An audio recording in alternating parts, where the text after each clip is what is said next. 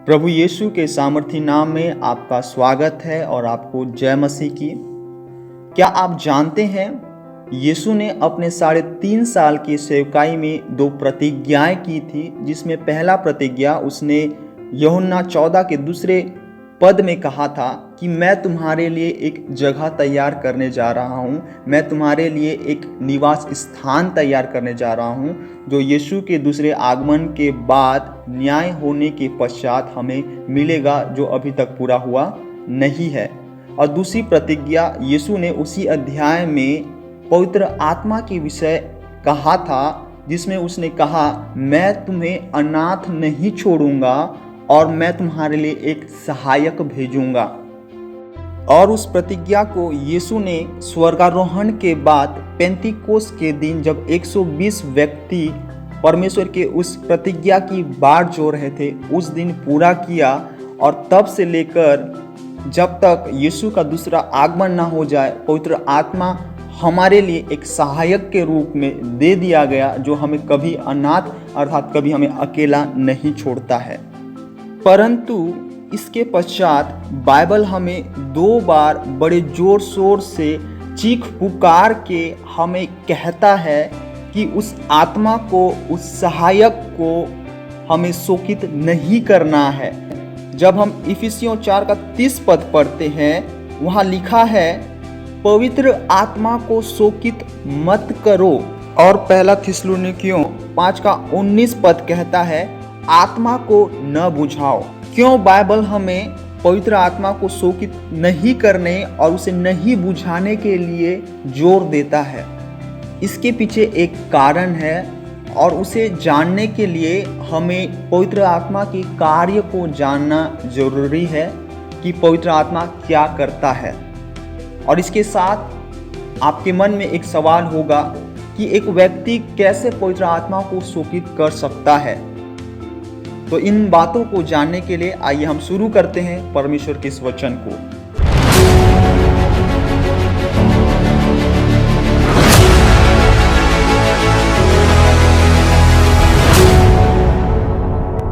यदि आप इस चैनल पर नए हैं, जरूर से इस चैनल को सब्सक्राइब कर बेल आइकन को हिट करना ना भूलें, ताकि जब कभी भी परमेश्वर के वचन को अपलोड किया जाता है उसका सूचना आप तक पहुंचता रहे।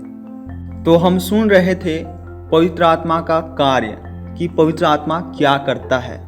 मैं आपको बताना चाहता हूं, आप इस बात को ध्यान से सुनिए कि पवित्र आत्मा का मुख्य कार्य परमेश्वर की क्रियाशील उपस्थिति को पूरी दुनिया में, विशेषकर कलीसिया के लोगों के जीवन में प्रकट करने का है।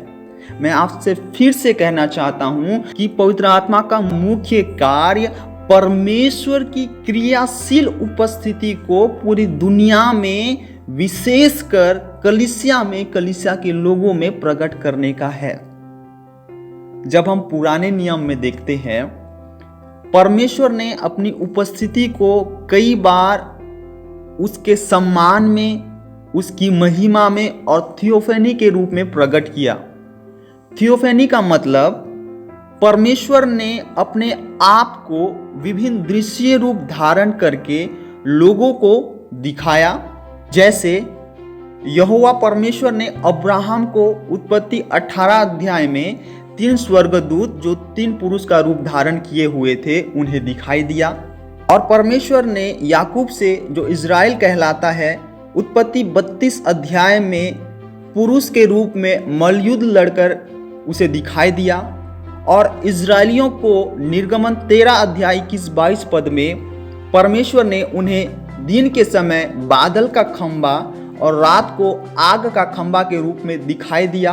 और जब हम दानियल की पुस्तक 3 अध्याय 24 और 25 पद पढ़ते हैं, वहाँ पे सदरक, मेशक और अबेदनगो को जब राजा नबूकदनेस्सर ने उस धधकते हुए आग के भट्टे में डालने का आज्ञा दिया, उस आग के भट्टे में सदरक, मेशक और अबेदनगो, इन 3 जवानों के साथ एक चौथा पुरुष भी दिखाई देने लगा।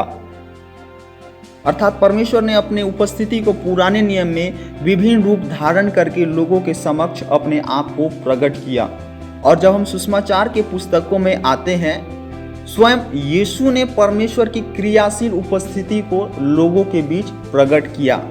परंतु यीशु के स्वर्गारोहण के बाद पेंतिकोस के दिन से लेकर लगातार पवित्र आत्मा ही है जो आज परमेश्वर की क्रियाशील उपस्थिति को प्रकट कर रहा है, और पवित्र आत्मा ही है जो वर्तमान में सबसे अधिक हमारे साथ रहता है और हमें परमेश्वर की उपस्थिति द्वारा, परमेश्वर की उपस्थिति को प्रकट करने के द्वारा आशीषित करता है। अर्थात पवित्र आत्मा ही है जो आज वर्तमान में सबसे अधिक परमेश्वर की उपस्थिति को प्रकट करता है। अगर एक व्यक्ति पवित्र आत्मा को ही शोकित कर दे, पवित्र आत्मा को ही निराश कर दे, कैसे परमेश्वर का उपस्थिति एक व्यक्ति के जीवन में, एक विश्वासी के जीवन में प्रकट होगा। इसीलिए एक व्यक्ति को पवित्र आत्मा को शोकित नहीं करना है। और जब हम बाइबल में पढ़ते हैं पहला कुरिन्थियों 3:16 में, वहां पे बाइबल बताता है कि हम परमेश्वर के मंदिर हैं और परमेश्वर का आत्मा हमारे अंदर वास करता है। वह आत्मा जो परमेश्वर की उपस्थिति को क्रियाशील रूप से प्रकट करता है, वही आत्मा पवित्र आत्मा के द्वारा हमारे अंदर वास करता है।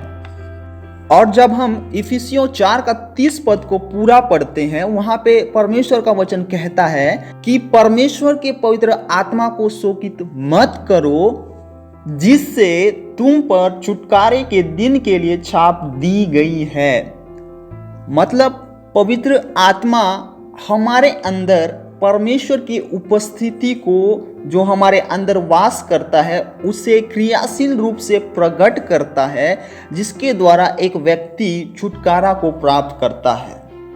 जब तक परमेश्वर की उपस्थिति हमारे अंदर क्रियाशील नहीं होगी, कलीसिया के अंदर क्रियाशील नहीं होगी, उसकी उपस्थिति प्रकट नहीं होगी, तब तक परमेश्वर का कोई भी जन या कलीसिया उसके छुटकारे के कार्य को देख नहीं पाता। और बाइबल हमें साफ बताता है 2 कुरिन्थियों 3:17 में, प्रभु तो आत्मा है और जहां कहीं प्रभु का आत्मा है वहां स्वतंत्रता है। इसका मतलब यह कि अगर एक व्यक्ति पवित्र आत्मा को निराश कर दे, वह बंधुआई में चला जाएगा, क्योंकि पवित्र आत्मा व्यक्ति है, उसके पास भावनाएं हैं और उसे ठेस पहुंचता है। जब भी एक व्यक्ति उसे शोकित करता है, पवित्र आत्मा का कार्य उस व्यक्ति के जीवन में धीमा हो जाता है, अर्थात परमेश्वर का क्रियाशील उपस्थिति जैसे उसके जीवन में काम करना चाहिए, वह काम होना बंद हो जाता है। और जब एक व्यक्ति के जीवन में परमेश्वर का क्रियाशील उपस्थिति जो पवित्र आत्मा के द्वारा प्रकट होता है बंद हो जाता है, वह व्यक्ति पाप की गुलामी में, अंधकार की गुलामी में, दुष्टात्मा की गुलामी में, श्राप की गुलामी में और नाना प्रकार की गुलामी में, जो उसे बंधक बना के रखता है, जो उसे बांध के रखता है, उसमें चला जाता है और वह स्वतंत्र नहीं हो पाता। इसलिए पवित्र आत्मा को शोकित नहीं करना है। अगर पवित्र आत्मा को शोकित किए, परमेश्वर की क्रियाशील उपस्थिति चली जाएगी, जो एक व्यक्ति के जीवन में होना बहुत ही ज़्यादा महत्वपूर्ण है, और परमेश्वर के कार्य को अपने जीवन में देख नहीं पाएगा, क्योंकि पवित्र आत्मा ही है परमेश्वर की क्रियाशील उपस्थिति को लेकर आता है। अब आपके पास एक सवाल उठ रहा होगा कि कैसे एक व्यक्ति पवित्र आत्मा को शोकित करता है, या कैसे मैं पवित्र आत्मा को शोकित करता हूँ। इसका जवाब यह है कि पवित्र आत्मा कभी भी परमेश्वर के वचन के खिलाफ में काम नहीं करता या परमेश्वर के वचन के विरुद्ध में अगुवाई करता है। जब हम यूहन्ना 14 उसके 26 को पढ़ते हैं, बाइबल स्पष्ट रूप से बताता है, जिसमें यीशु मसीह कहते हैं, परंतु सहायक अर्थात पवित्र आत्मा जिसे पिता मेरे नाम से भेजेगा, वह तुम्हें सब बातें सिखाएगा और जो कुछ मैंने तुमसे कहा है वह सब तुम्हें स्मरण कराएगा।